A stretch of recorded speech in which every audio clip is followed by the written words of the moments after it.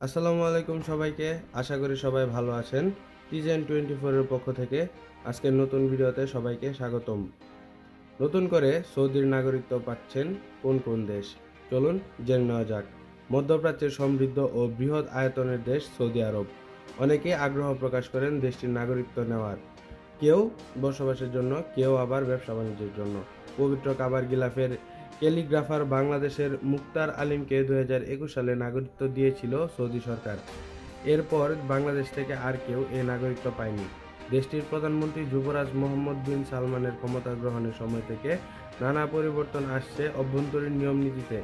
Vision 2030 নামে এক নতুন পরিকল্পনা ঘোষণা দেওয়ার পর থেকে একে একে পেট্রো ডলার থেকে নির্ভরতা কমিয়ে সৌদি আরব এখন পশ্চিমাদের আদলে নাগরিকত্ব সহ বিভিন্ন সুযোগ সুবিধার দুয়ার খুলে দিচ্ছে বিদেশিদের জন্য।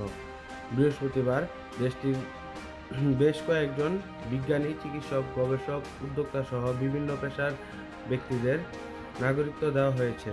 বিশ্বের বিভিন্ন দেশের সৃজনশীল ব্যক্তিদের আকৃষ্ট করতে এমন উদ্যোগ বলে মনে করা হচ্ছে।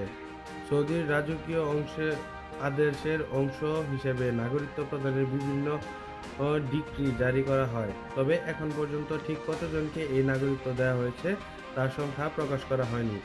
যাদের নাগরিকত্ব দেওয়া হয়েছে তাদের মধ্যে রয়েছে যুক্তরাষ্ট্র, যুক্তরাজ্য, ফ্রান্স ও সিঙ্গাপুরের মানুষ। আজকের জন্য এইটুকুই। সবাই ভালো থাকবেন, সুস্থ থাকবেন। আল্লাহ হাফেজ।